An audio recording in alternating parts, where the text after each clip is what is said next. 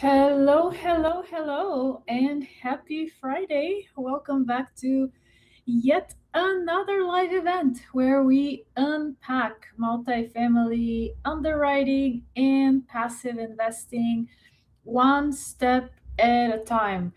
Benchmarking for family offices and measuring what actually matters is the topic I would like to briefly cover today. And it's really based on my observations from two very insightful pieces of content I came across. One is an article from Mr. Family Office, and the other one is a broadcast from S&P's Global Market Intelligence. But before we dive in, for those who may be tuning in for the first time and perhaps have not met me, my name is Vessi Kapulian, former commercial lender turned real estate investor, entrepreneur, and advisor. So today I work with family offices and their family enterprises, advising on governance structures, building the family constitution, next gen transitions, and at the enterprise level, I typically get involved as a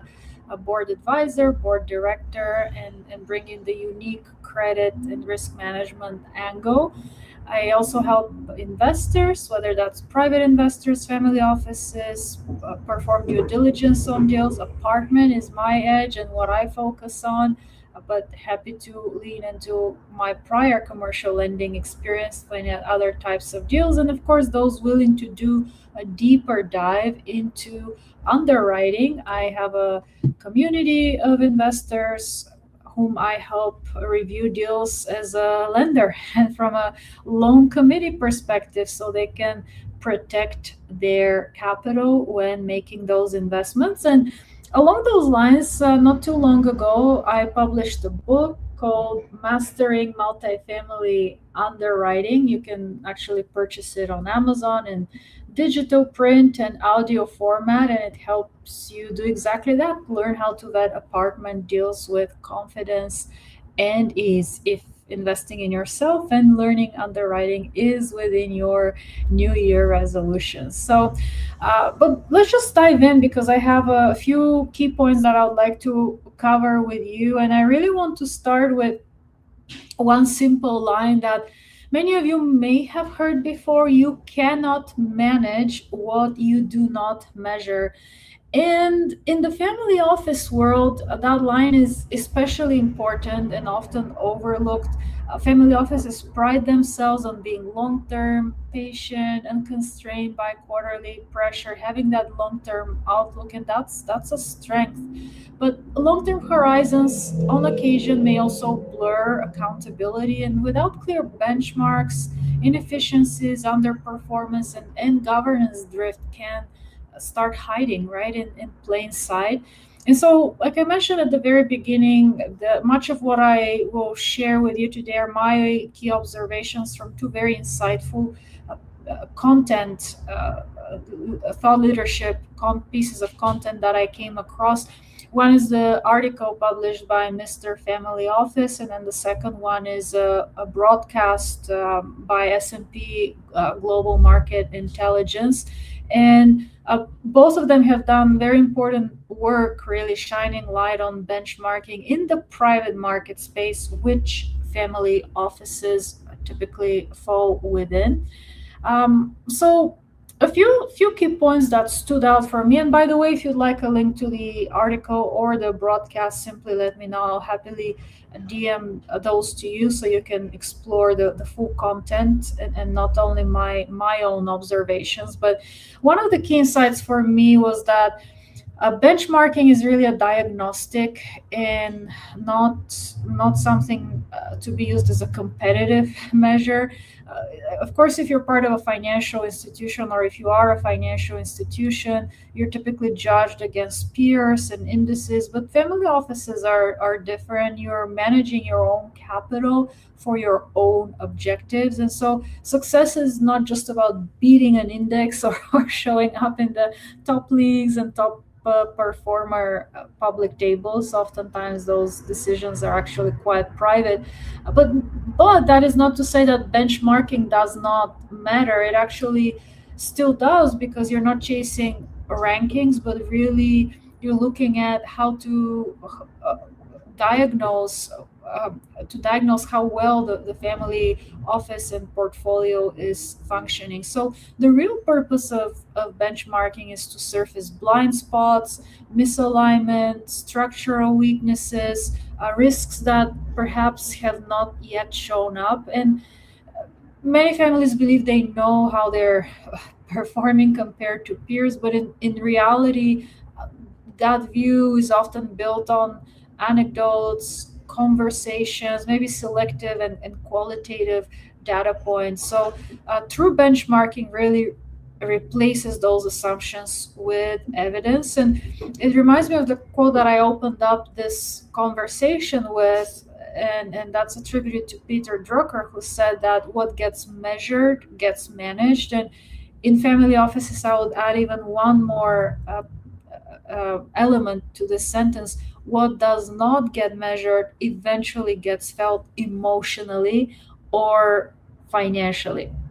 So the second insight for me in reading those two thought leadership pieces is that financial benchmarking must be aligned with the type of risk taken. And financial benchmarking is where most family offices typically start and where many also stop. So, at the high level, the question could be naively simple: is the portfolio meeting its objectives? And for most families, that means preserving the purchasing power, generating real returns over time.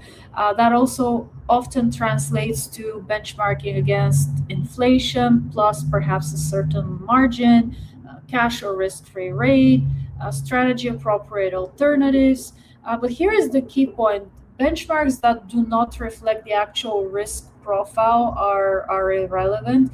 A private equity heavy portfolio, for example, should not be judged against public equity indices, or a conservative liquidity focused mandate should not be compared to an aggressive endowment style model. So, the more appropriate question to ask and the more sophisticated approach to take is to benchmark by asset class, assess the risk adjusted returns, analyze performance in those stress markets, and separate the repeatable process from just pure guesses or luck, even when it comes to performance. And it's this is especially more difficult in the private market space. I As highlighted in the very detailed discussion within the S&P Global Market Intelligence broadcast, private investment is opaque, long dated, and uneven across different vintages and strategies. So without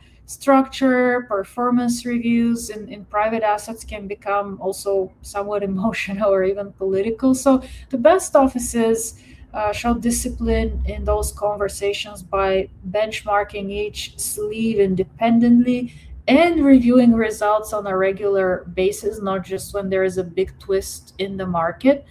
The third insight for me really pertains to the cost capability and the right operating model.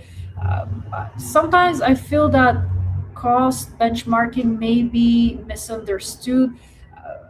According to the Mr. Family Office article, many family offices operate with expense ratios of 50 to 100 basis points, depending on the asset size and complexity of the portfolio and staffing level, with specifically staffing costs being the largest driver of those expenses. But with median headcount being typically under 10, though again, complexity varies widely. So from that perspective, benchmarking that is not about being cheap, right, or being under that 50 to 100 basis point threshold, but it's really about alignment. So, uh, as he was mentioning, a lean office running complex direct investments may be under resourced and actually exposed to key man risk, right, if they're trying to align themselves with that type of index, or a higher cost office with really strong controls, experienced talent, robust reporting may deliver a far better long term value in that example. So, the real question about benchmarking then becomes, does our cost base actually match our ambition, our business plan, what we're looking to accomplish here? And this is where the benchmarking becomes strategic and not cosmetic. Insight number four for me pertain to liquidity, and that's I call the new benchmark of resilience.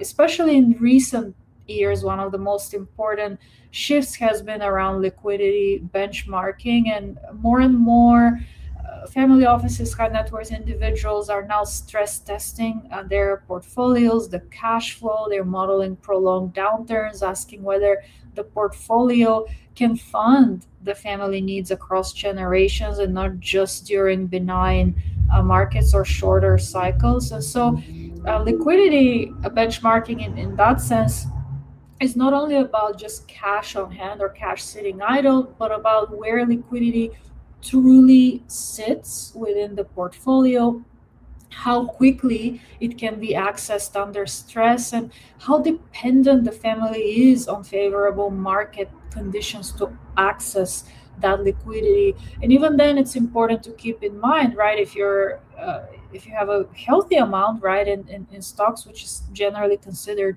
liquid capital, in a period where you may want to liquidate some of that may happen to be a period that's not really conducive with the market. So when evaluating those liquidity needs, it's probably best to apply a haircut number, whether that's 10, 20, 30%, right?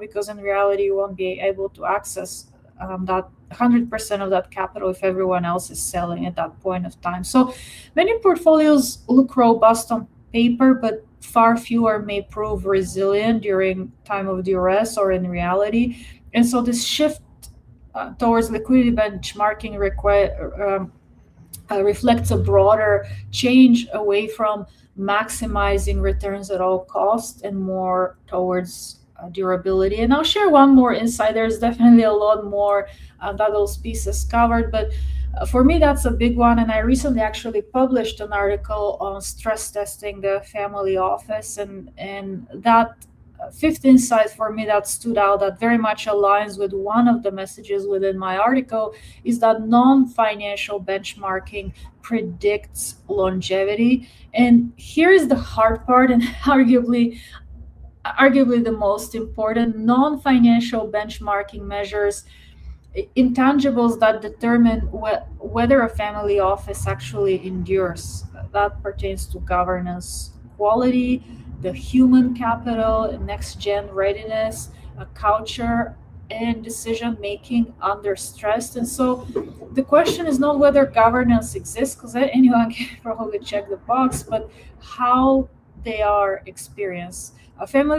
Offices may often assume that governance is working because they have the full infrastructure, councils and boards and mission statements and the full-blown constitution and all of that. But benchmarking frequently helps us uncover gaps between generations, branches, roles, and those gaps can become early warning signals of things to consider, think about, and address before it is too late. Human capital is a big one within that context, and probably one that is most under benchmarked, at least based on my observations and consistent with what I was reading in those two pieces that I mentioned. So families that invest early in next gen development, such as education, exposure, mentorship, readiness for ownership, tend to transition more smoothly, and those that do not often realize the cost too late. Culture is very difficult to measure, again, another qualitative measure, but not impossible to benchmark. So, healthy families tend to show certain patterns like open dialogue, tolerance for disagreement, and clarity around responsibility. Conflict is inevitable whether you're running a family or you're running a business or you're in an investment partnership, but dysfunction is not. And so, in closing, I would like to share that, at least from my perspective, financial benchmarking tells you how the portfolio is performing. Of course, that's important, but non-financial benchmarking tells you whether the people, structures, and capabilities can actually sustain that performance. And families that endure, they look at and they do both types of benchmarkings. They measure, they reflect, and then they adjust. So benchmarking is not just about keeping up with the peers, but it is about building an office that can adapt, remain coherent, and endure as complexity grows. So, if this resonated with you, or please share with me one of your key takeaways in the comments below. And of course, you're welcome to connect with me here on LinkedIn or subscribe to my YouTube channel, Family Enterprise Perspectives, for future insights. And follow me to be notified of future live events. I do that once a week. Typically, it's Thursdays afternoons, but this month has been a little bit unique because I had conferences, travel, so I've had to adjust the schedule to different days of the week. But I have been able to keep up my commitment to you by showing up weekly, sharing my thoughts on the markets, passive investing, and multifamily underwriting. With that, I wish you a beautiful weekend and we'll connect next week. Ciao.